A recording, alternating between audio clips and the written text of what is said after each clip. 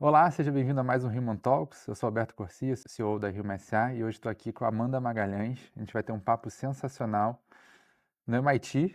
A gente está sentado aqui dentro de uma das salas de aula, onde a Amanda faz o MBA dela, e vai ser um prazer enorme poder ter esse papo aqui. Amanda, obrigada pelo teu tempo, pela sua disponibilidade. A gente já estava aqui conversando um pouquinho, e eu tenho certeza que vai ficar muito legal. Imagina, obrigada a você, é um prazer estar aqui e junto. Você me mostrou um pouco, né, das pessoas que já participaram desse podcast, então realmente uma honra. Muito bom, obrigado. A gente vai hoje falar um pouquinho sobre a carreira da Amanda dentro da área de inovação, tecnologia e clima. Então, a Amanda é uma liderança que está emergindo aí no país na área de inovação e tecnologia climática. A gente tem o prazer de ter uma brasileira talentosa como a Amanda aqui no MBA hoje fazendo um MBA no MIT. Então, a gente vai conversar um pouquinho de como é isso. Eu espero que inspire você que está aqui ouvindo hoje. E sem mais delongas, eu vou começar agora, Amanda, a Uhum. tentar te apresentar para quem está ouvindo. Então, se você puder contar um pouquinho para a gente o que você já fez até aqui antes de chegar no MBA. Depois a gente vai explorar um pouco de como é que está sendo essa sua experiência aqui no MBA e o que você está vendo de futuro, né, nessa agenda de clima, de ESG, é, tanto para quem está pensando em fazer carreira no setor, como para discussões de mundo como um todo, né? Mas Uhum. vamos começar primeiro aqui falando um pouquinho de você. Se você puder contar para a gente, eu super te agradeço. Claro, não, é um prazer e também fica à vontade para me interromper em qualquer momento. Mas a gente estava conversando mais cedo, né? E eu estava te contando que acho que eu fiz um trajeto de carreira que talvez não seja tão comum, né? Eu comecei minha carreira muito nova como empreendedora e aos poucos eu fui transformando ela e venho transformando ela numa trajetória mais corporativa. Uhum. Mas para dar contexto para o pessoal, né? Eu sou economista, formada Estudamos, aí né, pela juntos, minha né? faculdade, né, pela Federal do Rio de Janeiro, que me deu muita base, assim, crítica de pensar a sociedade, pensar o mundo que a gente vive. E, especialmente, esse campo de inovação tecnológica sempre me chamou muita atenção, não só por ser super interessante, mas porque eu acho que a tecnologia ela é um caminho muito, um ferramental mesmo, muito potente de transformação social, Uhum. ambiental. Acho que tem muitas possibilidades para melhorar e resolver problemas complexos. Então, essa sempre foi muito a minha cabeça. E eu comecei a aplicar tecnologia e inovação muito no mundo da inclusão financeira. Então, a minha primeira startup, eu tinha lá meus 21 anos, aprendendo o Muito mundo legal. ainda, tinha essa pegada de, poxa, como é que eu consigo usar o ferramental de inovação, tecnologia, para ajudar os brasileiros ali, principalmente as famílias de baixa e média renda, a juntar mais dinheiro. Porque, óbvio que esse cenário tem melhorado nos últimos anos, mas ali em 2018 o índice de poupança ainda era muito baixo e de investimento também. Uhum. E aí, junto com um grande amigo meu, Lucas, a gente se juntou na faculdade e pensou o microinvestimento como uma plataforma, ou seja, como a gente consegue usar as ferramentas digitais para fazer as pessoas investirem um pouco que seja, criar ali esse hábito, óbvio, investimentos seguros, todos regulados, etc. Então a gente levantou, teve essa experiência, né, de levantar recurso, montar o pitch deck, pensar o plano de negócio, as hipóteses, e montamos uma operação super interessante de microinvestimento. Na época, essa discussão, né, de open banking, de Tava compartilhamento de começando dados, ainda, estava né? começando. Então foi um trabalho, assim, muito de cortar mato alto, eh, de quebrar a cara também, né, que faz parte, Uhum. mas foi muito interessante. E aí vem o primeiro aprendizado nesse mundo do empreendedorismo, né, olhando para trás, a gente teve que pivotar esse modelo de microinvestimento muito em função de ter despendido recursos muito rápido, focando na solução e não no problema. Eu Uhum. acho que quando a gente faz, tanto eu quanto o Lucas, né, a gente já teve várias conversas sobre isso. Eu acho que a gente aponta sempre esse como um Principal principal motivo. motivo da gente não ter conseguido virar ali com o microinvestimento. A gente estava tão apaixonado pela solução, que foi inspirado inclusive numa solução de uma fintech americana, né, que Uhum. era importar esse modelo da pessoa fazer uma compra com cartão de crédito, de débito, a gente arredondar a diferença e investir num título público, Uhum. num título seguro. Então a gente estava tentando importar isso no mercado brasileiro, enfiando goela abaixo nos modelos que a gente tinha, quando na verdade, se a gente quisesse de fato solucionar o problema da inclusão financeira, da educação financeira, tinha outros meios ali mais eficientes para a nossa realidade. Então isso foi um grande aprendizado, depois a gente pivotou a empresa, né, para o modelo de EdTech, ou seja, de microlearning, né, que a gente falava, pequenas pílulas de aprendizado para fazer as pessoas consumirem, conteúdos de educação financeira de uma maneira mais fácil. Uhum, Então fizemos essa pivotagem e, assim, foi a base do que eu tenho de dinamismo, de empreendedorismo, de tentar coisas novas e mudar. Então acho que uhum, isso ficou muito no meu DNA para minha carreira, assim, de legal. tentar sempre estar em lugares que isso pudesse ser possível. Aí dali eu tive mais outras 2 experiências também à frente de fintechs, uma também de inclusão financeira no Complexo da Maré, no Rio de Janeiro, que foi uma grande exposição e imersão, uma realidade completamente diferente da minha, a desafios muito complexos sociais e que me deu mais fôlego ainda, né, e mais Uhum, confirmação de que a tecnologia como ferramenta para mim fazia muito sentido. Em dado momento, eu fui picada ali pela questão climática, porque se a gente parar para pensar, né, nos grandes problemas da humanidade, eu acho que esse talvez seja o mais urgente, o que tem mais impacto, inclusive nessa questão da mobilidade social, dos impactos diferentes, porque as pessoas que menos contribuem para o problema são as que mais sofrem, né, com as consequências. E aí, ali em 2023, eu assumi uma posição de gestão de projetos de tecnologia numa organização que é muito legal, chamada Climate Ventures, que vem justamente nesse pioneirismo de definir o que é inovação climática, quais são as tecnologias, que de fato podem, mover, né, o ponteiro em diferentes setores para que a gente possa enfrentar de fato essa crise humanitária global que é a crise climática. uhum, E aí eu fiquei, 2 anos lá, e ali eu pensei: "Nossa, realmente eu sempre tive essa vontade de estudar fora, sempre quis ter essa exposição ao mercado global". Tô me especializando, tô gostando muito desse campo, que é uma problemática global, então ter outras perspectivas de outras nações, né, de pessoas que vêm enfrentando isso de outros pontos de vista, para mim é muito enriquecedor, e é um uhum. momento de internacionalização de carreira que faz muito sentido. Então, eu falei a beça, mas só para contar Muito do legal. porquê estou aqui, da onde veio esse movimento. A gente vai entrar daqui a pouquinho um pouco mais no porquê você está aqui, exatamente porque aqui, né, como que está sendo essa experiência e tudo mais. Mas olhando um pouco da sua trajetória até aqui, você teve já uma vivência empreendedora muito forte, você já teve, capacidade e exposição a desafios complexos, a liderança de gente, enfim, várias, é um mix, né, de experiências pelo que você contou aqui pra gente, que de fato te diferenciaram, te deram agilidade na sua carreira, te deram uma possibilidade de crescer rápido, obviamente, não só, hierarquicamente falando, mas principalmente do ponto de vista de competências e habilidades, né. De tudo isso que você viveu até hoje, se você fosse destacar, assim, uma principal habilidade ou competência que você mais agradece ter tido a oportunidade de ter desenvolvido nesse trajeto até aqui, o que que você falaria? Sim, que mais te Aham. ajudou, a estar onde você está e que mais te ajuda hoje a pensar no seu futuro? Olha, eu pensei muito já sobre essa questão na minha vida, e eu tenho uma resposta para ela, Que assim, bom. que é a seguinte: olhando, né, para toda essa trajetória, as várias mudanças que eu já fiz, eu acho que a habilidade que eu mais agradeço eu ter sido exposta tão cedo é a coragem de tomar decisão.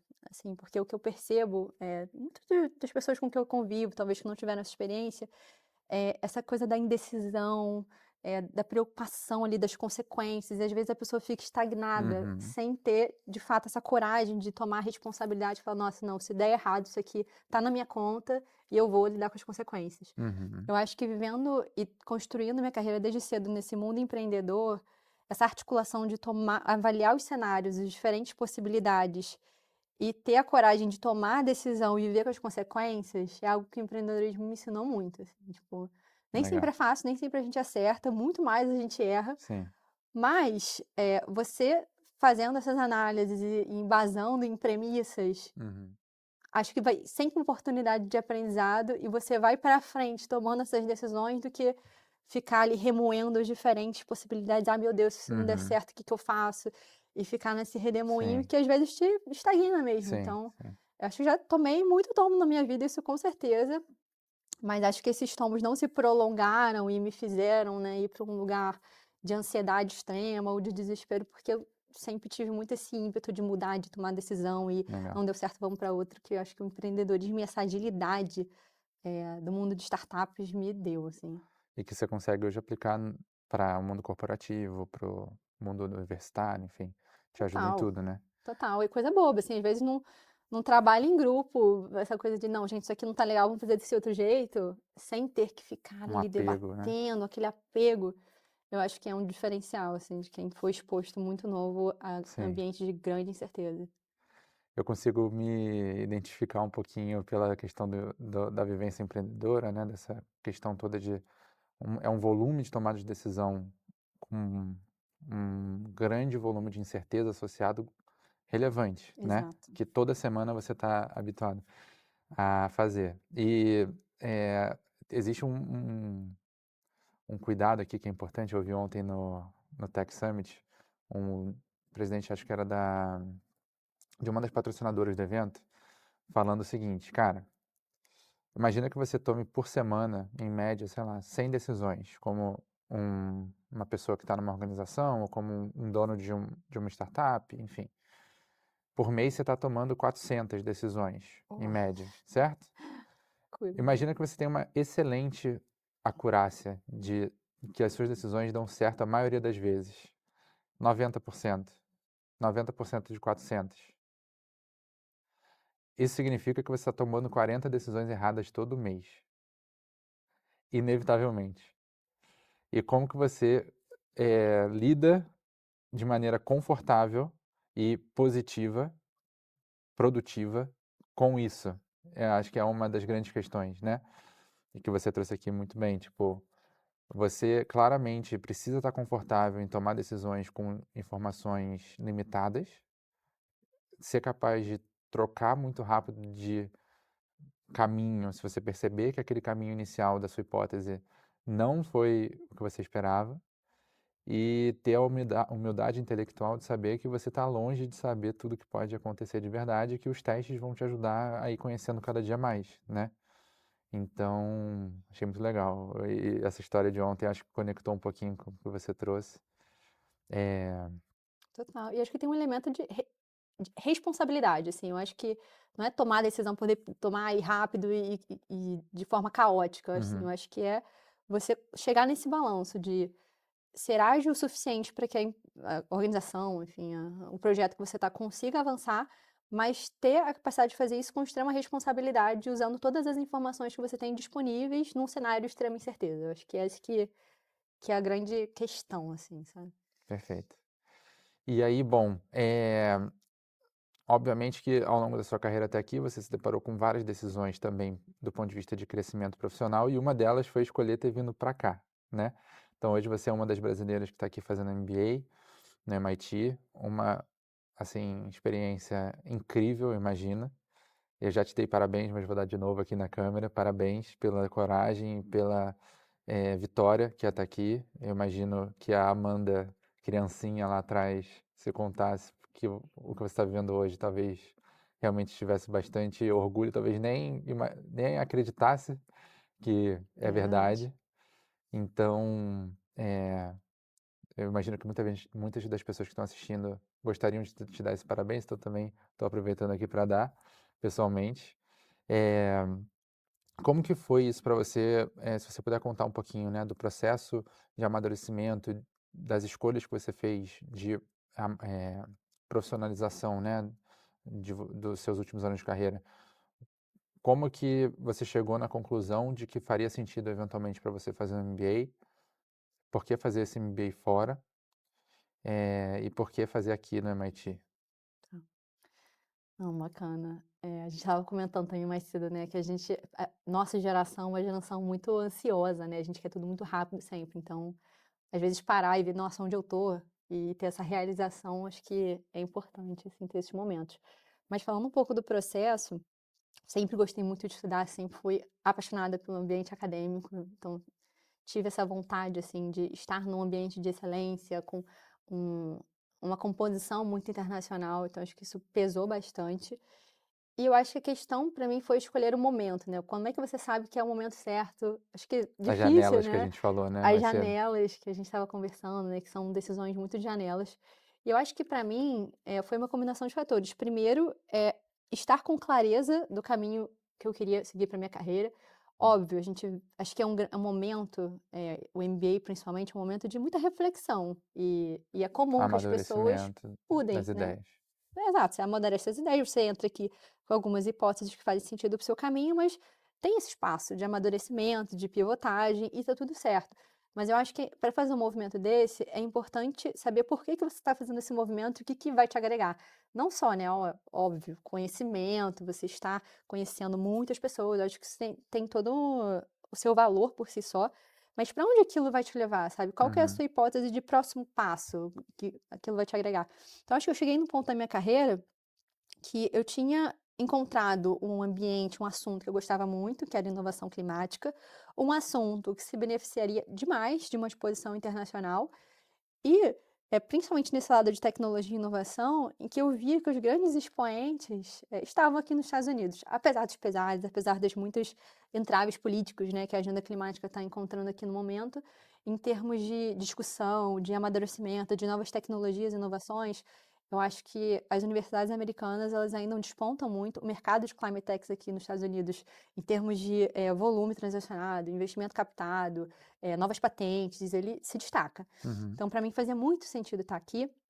E eu acho também que tem um lado pessoal que é importante falar, que as coisas na minha vida estavam muito alinhadas, né? Eu, enfim, estava com um companheiro que tinha a possibilidade de me acompanhar, eu não tinha nenhuma responsabilidade familiar muito grande no Brasil que Te me segurasse, né. segurasse. Então, acho que tem um lado de privilégio pessoal também, que eu acho que é importante citar, que conspirou para que eu pudesse fazer esse movimento e realmente me sinto muito sortuda e muito privilegiada de estar dando essa oportunidade.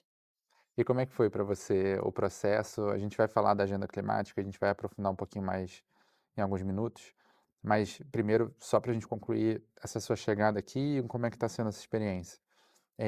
Como é que foi o processo de preparo para alguém que pode estar assistindo a gente, que sonhou ou sonha em, pô, estudar fora, fazer uma formação executiva ou fazer um MBA, um MBA? Quais foram as suas principais lições nesse processo e o que que você levaria de conselho adiante? Uhum. Eu acho que, apesar de ser um movimento que eu já queria fazer há muito tempo, acaba que o meu processo de preparação ele foi um pouco corrido demais. Então, acho que o primeiro conselho que eu dou para as pessoas é se preparar pelo menos ali com uns 6, 7 meses de antecedência, coisa que eu não fiz e não recomendo. Mas o processo de pós-graduação, o graduação também é, mas o pós ele segue esse padrão. Ele é um processo que eles chamam de holistic, né? Ele olha para várias questões da sua vida para entender o seu perfil e traçar se você tem um fit com o perfil da faculdade.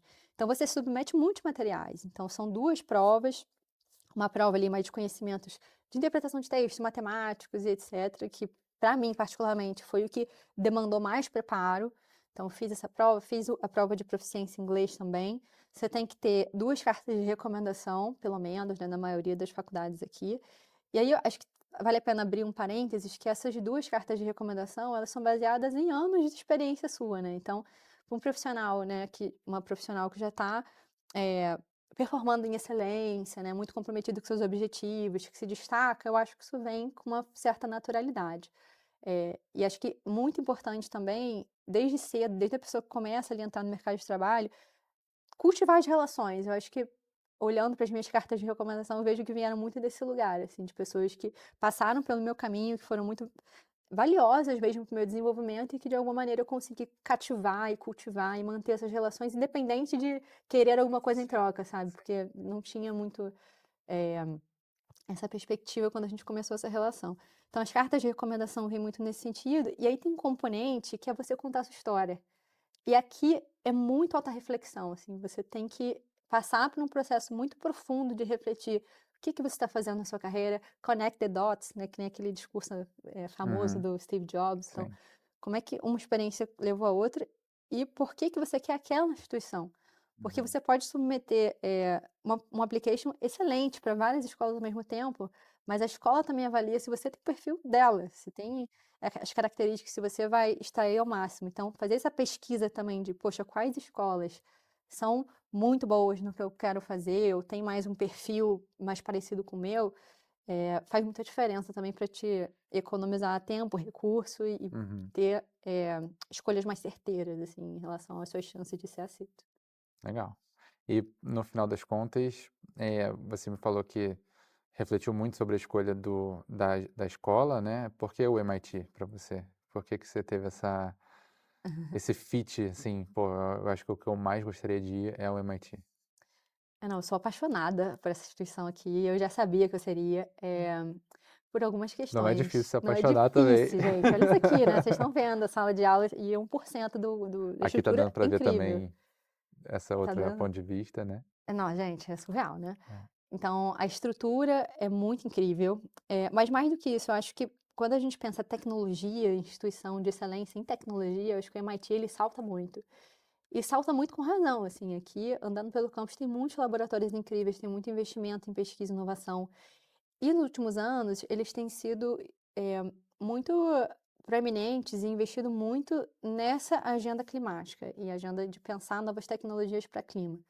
Então a gente tem aqui hoje vários programas, inclusive um que eu estou participando, que é o MIT Climate and Energy Prize. Então os alunos, a comunidade organiza um prêmio para premiar as startups que estão sendo desenvolvidas por alunos mais inovadoras, em diferentes campos de clima.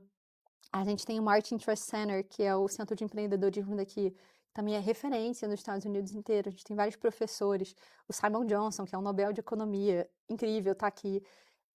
Catherine Wolfram, que é outra liderança também na agenda de políticas climáticas, está aqui. Estou tendo uma aula com ela hoje.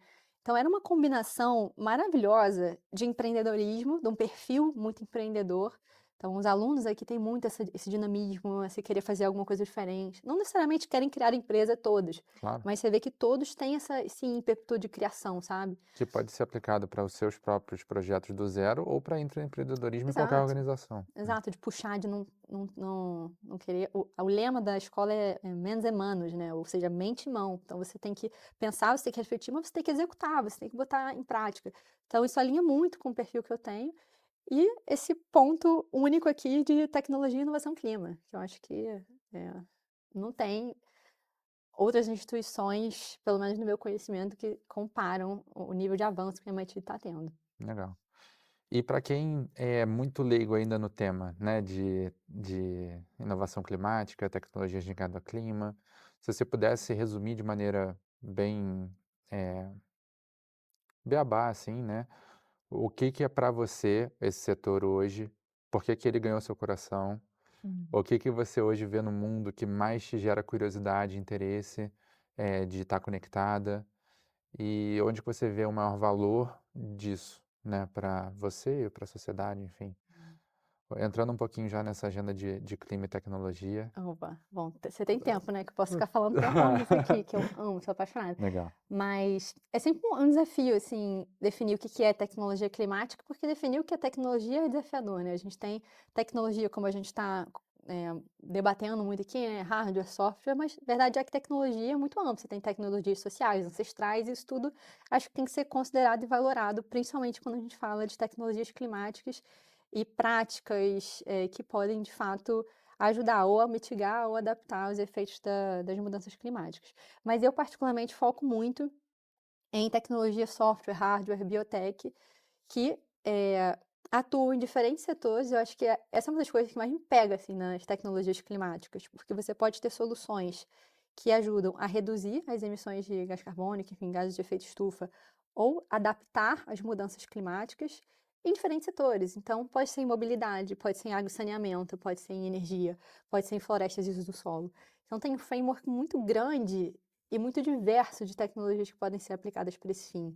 E o meu tempo, né, na Climate Ventures foi muito importante para entender isso. Eles foram muito pioneiros em definir quais são os setores que têm mais impactos em inovação climática. Eu acho que é um legado, assim, que eu trago muito forte.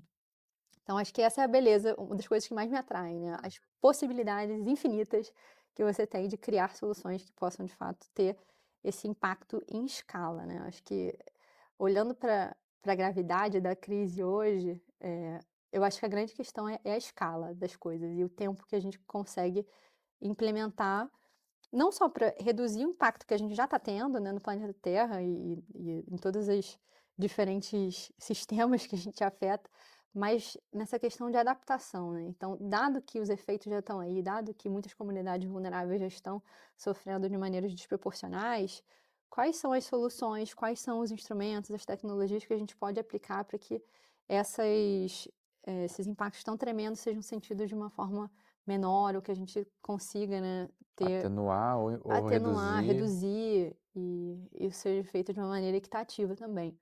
Então tem toda uma discussão que eu acho muito legal e muito global, assim, né, você vê vários polos de climate tech surgindo, eu falei muito dos Estados Unidos, mas é verdade também que a China, que a Índia são polos incríveis e tem muita coisa acontecendo lá.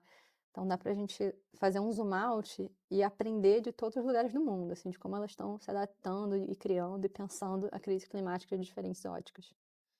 E o que que você diria para alguém que acha que ainda não é a hora? Ainda não é tão urgente assim?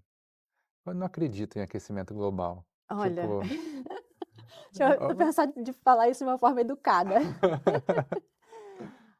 Olha, eu fico muito ainda muito surpresa, apesar, né, das notícias e das posições que a gente tem das quando evidências, né? tem uma conversa desse tipo, porque é isso Uhum, que você falou, são tantas evidências, são tantas comprovações científicas, abre o noticiário e você vai encontrar a crise climática se manifestando de alguma maneira. uhum. Então, eu acho que a gente está num momento muito irrefutável para quem acredita em ciência, para quem acredita em análise, para quem acredita em dados. E de fato, se a gente não mobilizar o máximo de recursos, o máximo de esforços, o máximo de mentes para isso agora, a gente talvez passe do momento em que a gente consiga recuperar e se adaptar e fazer todas essas viradas da melhor maneira possível, sabe? Então, eu acho que é irrefutável e acho que tem 1 milhão de reportes, 1 milhão de cenários, 1 milhão de eventos que a gente pode analisar e ver isso Hum. acontecendo de uma maneira absolutamente inquestionável. Tem tanto investimento hoje, sendo também direcionado para a gente conseguir viver em outros planetas, né? Eh, eu imagino, é óbvio que é um desafio tremendo, super difícil, mas eu imagino que se a gente dedicasse tamanho esforço para resolver a nossa casa, a gente talvez estivesse tendo muito mais resultado do que a gente está tendo, né? Eh, eu não sou especialista no tema, mas é muito legal te ouvir assim, falando com tanta propriedade e paixão, porque é um assunto que demanda uma liderança muito forte para fazer mudança.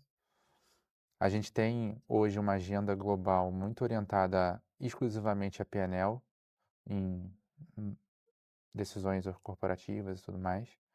Eh, várias organizações hoje, e acaba que não tem muito para onde correr nisso, mas que são lideradas por líderes que venceram num sistema que está habituado a fazer do jeito que era normal fazer até hoje, Sim. mas que, como você falou, se a gente não conseguir se adaptar rápido e não conseguir gerar mudança de verdade, talvez a gente passe de um ponto onde a gente consiga ainda reverter um processo tão forte, né? Eh, então, mais uma vez, assim, olhando para líderes que hoje estão com a posição de fazer mudança, têm uma caneta na mão, em grandes corporações, com investimento para fazer, com N possibilidades. O que que você falaria para alguém, considerando, imagina que eu aqui, né, sou um líder que tenho um orçamento gigante na minha mão, milhares de funcionários comigo, tenho capacidade de influenciar um ecossistema de fornecedores, de supply chain conectado comigo. Por que que eu deveria priorizar isso? Uhum, Eh, por que que eu não deveria deixar para fazer isso depois? uhum, tá. Hum. Tem tem uma outra coisa que eu quero pontuar antes de entrar de fato nessa sua pergunta, Boa. que você falando agora me lembrou, que é o seguinte: a gente está aqui no MIT, né, a gente está falando de pesquisa de ponta, tecnologia, software, hardware, coisas muito avançadas em um ambiente muito elitizado. Mas eu acho que tem um aprendizado muito humilde que a gente precisa fazer da nossa perspectiva, que é olhar para a natureza e aprender com a natureza. Não só com a natureza, mas também com os povos originários, com culturas tradicionais e comunitárias, porque tem muitas dessas soluções que você são primordiais e muito eficientes para resolver esse problema que a gente pode aprender nesses Uhum. ambientes. Então, a gente fala muito de soluções baseadas na natureza, como que processos que já acontecem podem ser escalados ou a gente extrair aprendizado disso para aplicar em outras situações, ou práticas que já são feitas, por exemplo, por populações indígenas há séculos e que a gente está trazendo com uma outra roupagem, como se fosse algo absolutamente inovador. Então, acho que tem um outro ponto muito bonito disso, é como você pode ver as soluções se manifestando em diferentes tipos de ambiente, e principalmente nesses ambientes que normalmente não estão na mesa das discussões. Então, acho Uhum. que esse é um ponto importante, assim, para trazer. E olhando para o mundo corporativo, eh, eu acho muito importante também trazer esse assunto, né, no mercado privado, porque o mercado privado pode ser um grande aliado e ele é essencial para a gente conseguir também cruzar essa fronteira, aumentar o nível de investimento em inovações climáticas. E tem várias oportunidades ali. Eh, Primeiro, eu acho que tem uma oportunidade de resiliência da cadeia como um todo. Então, não vamos pensar nisso agora porque está urgente. Mas a verdade é que muitas empresas, muitas corporações dependem de recursos naturais, dependem de processos ali que, se não forem cuidados, a gente tem finitude, né, em muitos desses recursos. Então, se você não começa a se preocupar agora, como é que você vai adaptar toda uma operação quando já estiver em um ponto extremamente crítico? Então, acho que tem esse olhar de longevidade das operações, que é muito importante. Eu acho que tem um outro lugar também, que o mercado consumidor como um todo, eu acho que está indo para uma tendência De também de valorizar. valorização das práticas sustentáveis, das práticas ESG, de produtos que têm um pouco mais dessa consciência. Eu acho que a tendência é isso crescer. E como é que você vai se comunicar com esse consumidor se você não está tendo essas práticas de verdade? Uhum. Hoje, o nível de consciência de boa parte da população, claro, não é ainda algo generalizado, é diferente de uns anos atrás. Então é relativamente mais fácil para um consumidor ver quando a empresa está praticando aquele greenwashing, né, que a gente chama de: "Ah, Sim. beleza, que discurso ótimo, mas vamos ver na prática". Com a quantidade de informação, com, a velocidade da internet, da proliferação de comunicação, para isso ser uma mancha de imagem, não é tão difícil. Então acho que tem um risco também institucional que precisa ser considerado e eventualmente o risco regulatório, porque, né, se as coisas caminharem do jeito que a gente quer que elas caminhem, a tendência também são algumas regulações ficarem mais complexas, mais protegidas, né, apesar Uhum. de vários entraves políticos que a gente sabe que essa agenda enfrenta. Então, acho que são vários os incentivos para as empresas não só estarem integradas a essa discussão, mas liderarem essa Uhum. discussão. E olha quantas inovações climáticas vêm aí, não só com potencial de impacto socioambiental, mas também com potencial de lucro, de rentabilidade, de tornar processos mais Uhum. eficientes em termos de consumo de recursos naturais, Sim. em termos de otimização. Então, não é Uso de só. derivados que você Exato. descartaria e que podem Novos virar produtos, lucro. novos materiais, né, essa discussão do next gen materials, de materiais Uhum. de nova geração, que são mais resistentes, mais duradouros, os insumos são matérias-primas muito mais baratas. A gente que está no Brasil, olha a biodiversidade dos nossos biomas, quanto que Uhum. isso não poderia agregar de riqueza de uma maneira justa, equitativa e que faça sentido para os produtos e soluções. Então, tem muita coisa interessante para tirar e acho que tem um lugar de liderança que pode ser muito bem aproveitado para as corporações que souberem se posicionar ali, sabe? Muito bom. E acho que a grande maioria das vezes, você simplesmente tendo um olhar intencional e criativo, com até pouco recurso, você pode gerar muito impacto, né? Eh, Você pode, assim, já vi algumas discussões, por exemplo, de como você conseguir transformar, processos de reutilização de materiais ou de reutilização gerando renda complementar para as pessoas. Eh, e uma outra coisa que eu queria falar aqui é o seguinte: acho que a agenda climática, ela demanda da gente um olhar um pouco mais maduro também. Por que que eu estou falando isso? Trabalhei numa mineradora, te contei um pouquinho da história. E não existe humanidade hoje, sociedade moderna do jeito que a gente conhece hoje, sem metais para você usar em qualquer coisa que a gente tem aqui hoje, na mão, sentado, usando. Tudo depende, obviamente, de você ter os minerais, os metais certos para ser utilizado e gerar progresso, né? Então, eu vejo que muitas vezes as pessoas entram numa discussão eh, filosófica, só que ingênua. E existe essa diferença entre você conseguir debater um futuro de fato sustentável, de progresso, de inovação, de uma sociedade melhor, de tecnologia permeando o nosso dia a dia, e que é sustentável de verdade, com práticas muito mais inteligentes, que utilizam o meio ambiente e as relações para gerar um mundo melhor. do que simplesmente a gente ir para um lado de discussão que eu vejo muitas vezes acontecendo, de, nossa, vão destruir aquela região específica ali, num papo muito raso mesmo, assim, sabe? De não Uhum, conseguir entender que, cara, a gente como humanidade muitas vezes vai precisar fazer escolhas difíceis de onde e como fazer uma exploração de algum tipo de insumo ou de material, mas que a gente poderia se exigir compensar isso da melhor forma possível, proteger da melhor forma possível, minimizar impactos da melhor forma possível, usar derivados da melhor forma possível e por aí vai, né? Então, queria ouvir um pouco de você esse dilema, né, entre você conseguir pensar num mundo real que demanda de decisões de negócio que criam tecnologia para esse mundo tão complexo que a gente tem e que precisa de progresso, precisa de avanços constantes, mas ao mesmo tempo construindo um mercado mais saudável a partir do compromisso disso e da eh, criatividade, né? Então, acho que sempre que a gente consegue casar intencionalidade com criatividade, a gente vai sair do outro lado com uma solução muito melhor do que a gente tinha se a gente fosse simplesmente fazer a primeira opção que veio à mente uhum, e fazer a qualquer custo, né? Então, você que eu imagino que já deva ter ouvido muitas discussões dos dois lados, gente que é uhum, completamente contra a exploração mineral, por exemplo, ou petróleo, ou então gente que tem opiniões mais fervorosas no tema. Faz sentido isso que eu estou falando? Não faz? Como que você enxerga isso? Porque eu acho que para a gente conseguir avançar efetivamente, a conversa também precisa ir amadurecendo cada vez mais, né, para as pessoas. E principalmente para quem está no mundo corporativo e com a cadeira e com a caneta, saber que, cara, a gente está discutindo aqui para encontrar as melhores alternativas, não é para parar nada. Não é para você entrar numa discussão filosófica e simplesmente ficar eh, rodando em círculos de não saindo do outro lado. É uhum. para progresso, é para a gente, juntos como humanidade, sociedade, encontrar melhores soluções para o mundo que a gente quer viver durante muitos e muitos séculos.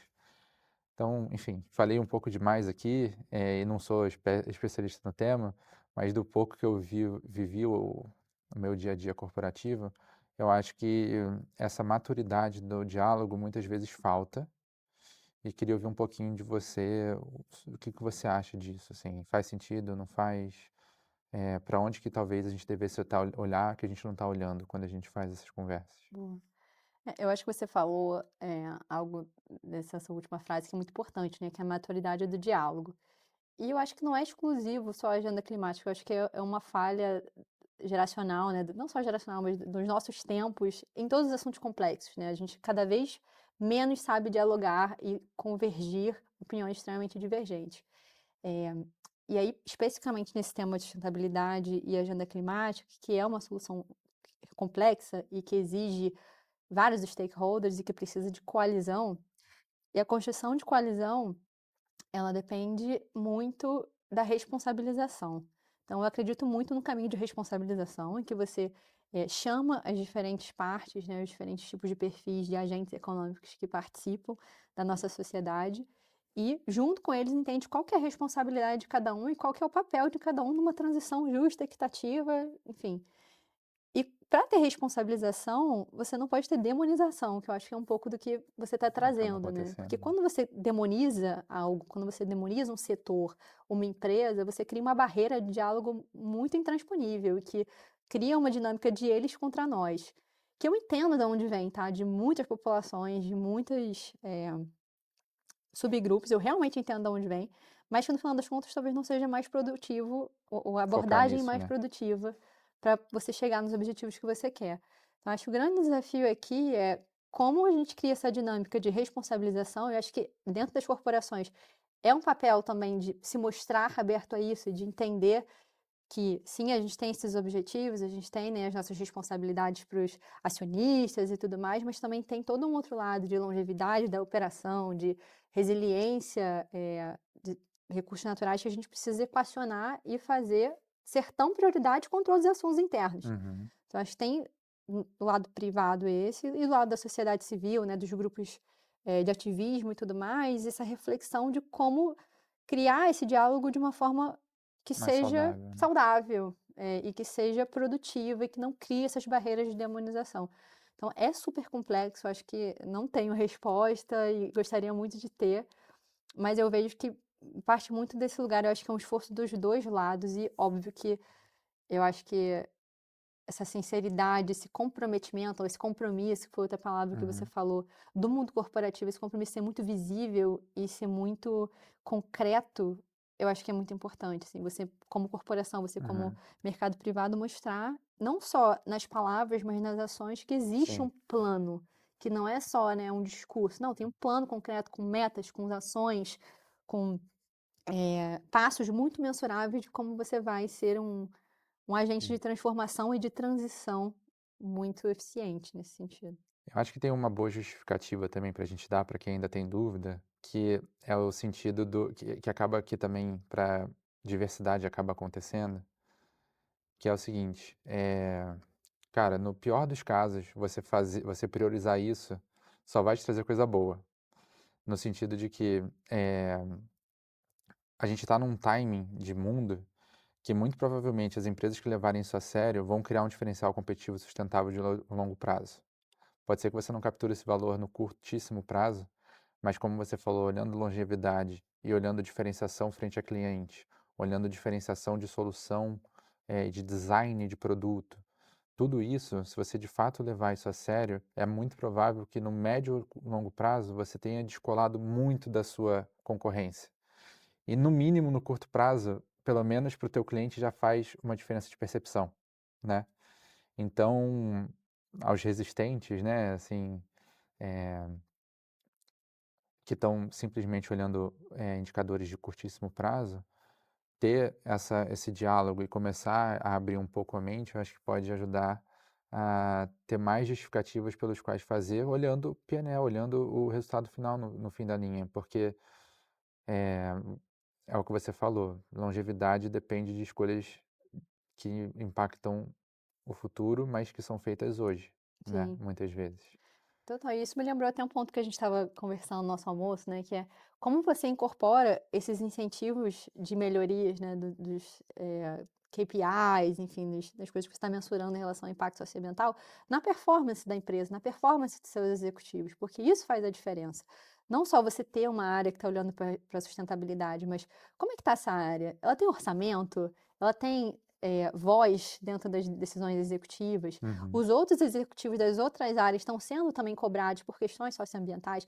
Eu acho que esse alinhamento de incentivos interno também faz toda a diferença para o quão sério o seu compromisso está sendo percebido e quão efetivo ele está sendo, Muito bom, feito de fato. Então, muito bom. eu acho que essa questão de incentivo, de orçamento, de você cobrar outras áreas da empresa por questões de impacto socioambiental também é bem importante de ser refletido. Aqui, até uma dica prática que você me fez lembrar, que eu acho que vale comentar, é o seguinte: para você gerar mudança bem-sucedida, é muito mais fácil você mudar o ambiente onde as pessoas estão inseridas do que você mudar as pessoas. O ser humano é muito bom para se adaptar, mas é terrível para mudar. A gente acha que a gente não precisa mudar, que tá tudo Totalmente. bem. E isso acho que para a agenda climática é muito óbvio, né, assim, esse comodismo, essa visão de que está tudo bem, de que a gente segue do jeito que a gente vai e que o outro que precisa mudar não é a gente.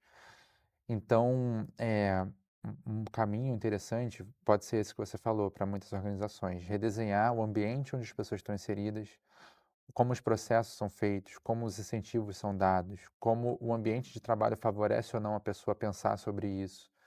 Eh, enfim, todo esse redesign de ambiente para favorecer uma adaptação das pessoas que naturalmente se comportem desse jeito, né. Aí me fez lembrar um pouquinho do caso que eu compartilhei com você de como que a gente conseguiu engajar a cadeia de suprimentos, em algo melhor para o planeta, né. Então, eu trabalhei na Vale, a gente lançou lá alguns anos atrás o programa Partilhar, depois dos acidentes que aconteceram. A Vale estava num momento de precisar refazer o pacto que ela tinha com a sociedade, né, a licença social para operar, precisava ser renovada, reforçada, e era um momento muito crítico para a organização. E aí, N iniciativas foram feitas. Eu acho que a Vale, obviamente, é um motor de um país assim, para promover algumas mudanças. Faz muito bem feito muita coisa, tem a oportunidade de fazer melhor outras, mas pelo menos é uma empresa que eu acredito que já começou a discutir muito disso que a gente está falando aqui. Eh, e aí, dentro do programa Partilhar, a gente inseriu a variável de contribuição socioeconômica dos fornecedores nas localidades onde a Vale estava, para fomentar que a própria cadeia de suprimentos da Vale, não simplesmente a Vale, estivesse pensando em como gerar mais valor, como gerar mais emprego, como gerar mais compras locais, como gerar investimento social voluntário, e por aí vai, né? Então, é um exercício prático aqui de como que a gente muda o ambiente onde aquelas variáveis estão inseridas para que elas se adaptem e comecem a pensar diferente. A gente pode fazer isso para pessoas também, né? Claro. Então, é um realinhamento de incentivos, um realinhamento de variáveis, um realinhamento de design de processo de compras, um realinhamento de várias dessas etapas fez com que todos os fornecedores envolvidos nos processos de compras para algumas categorias começassem a pensar diferente sobre o que eles poderiam fazer. As últimas notícias que eu vi já foram mais de 100 milhões em investimento social voluntário a partir desse tipo de provocação que aconteceu pela própria cadeia de suprimentos e não pela empresa que estava contratando. Uhum.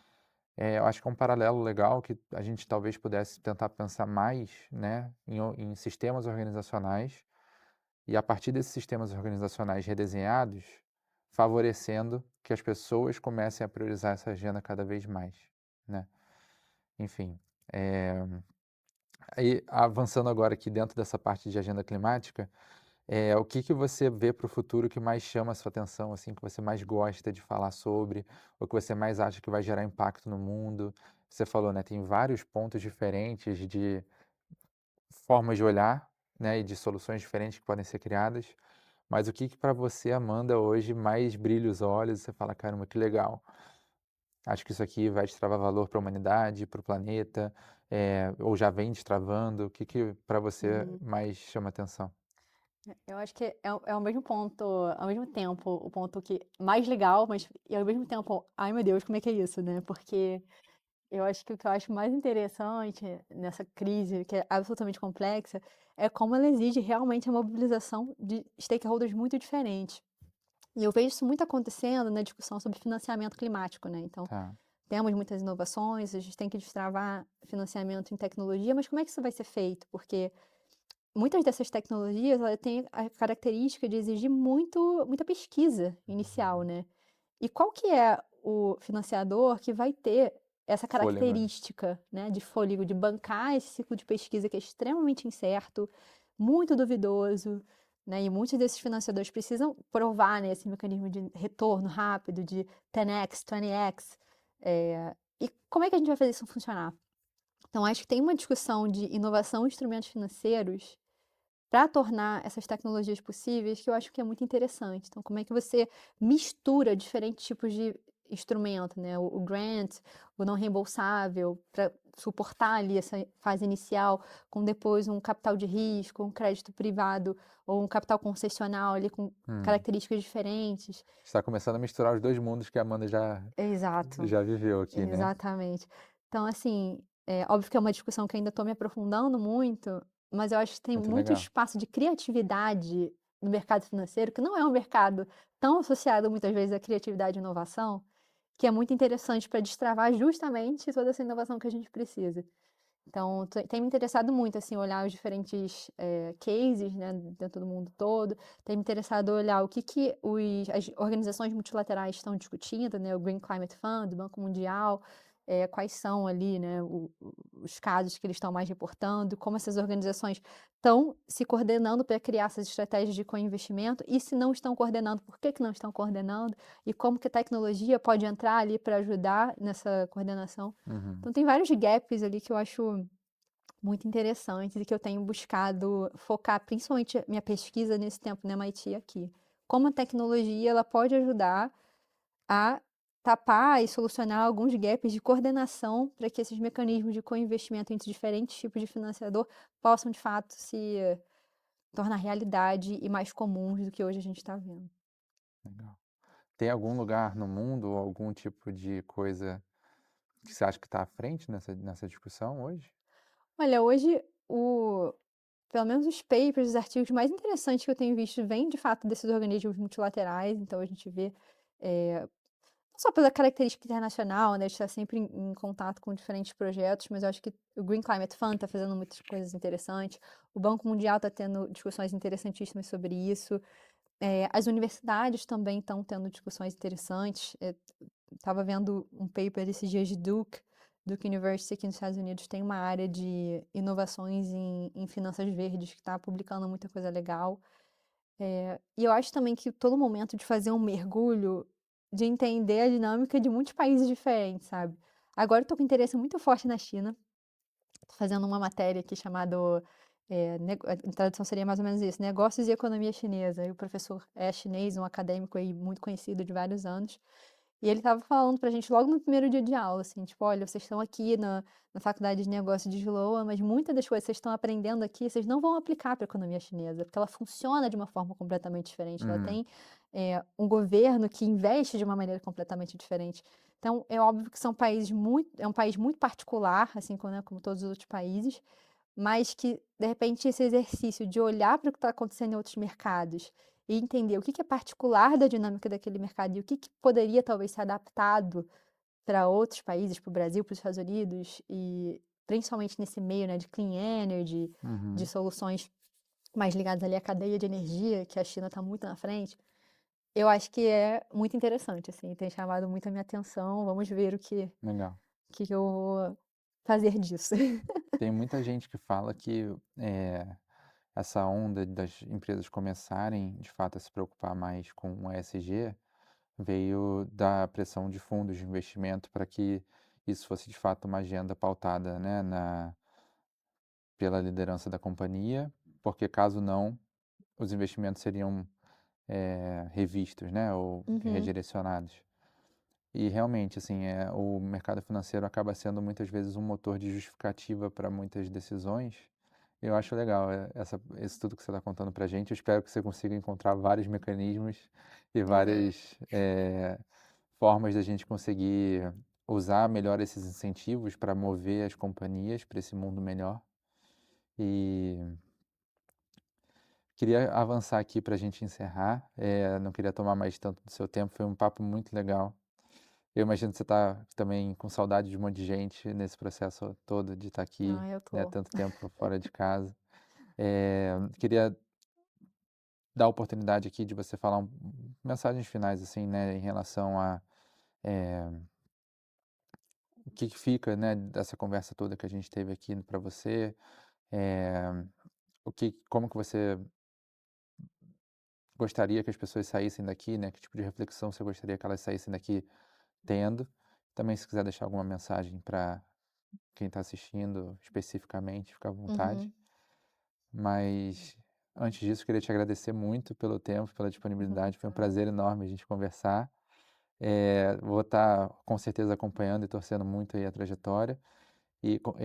Eu já tenho certeza que no futuro a gente vai ter, depois que você passar por aqui e for de volta, né, para o mundo corporativo, a gente vai estar aí com uma agente de transformação relevante para o país e para o mundo. Então, espero que esse papo aqui tenha sido só mais um pedacinho dessa sua história, que eu tenho certeza que vai ser gigante e a Ai, gente vai ter obrigada. orgulho como brasileiro de ver.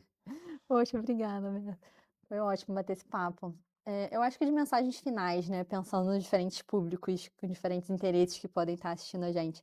Eu acho que primeiro, para quem tem essa vontade, né, de fazer um movimento como eu fiz, de vir para uma universidade estrangeira, né, se expor e tentar coisas diferentes.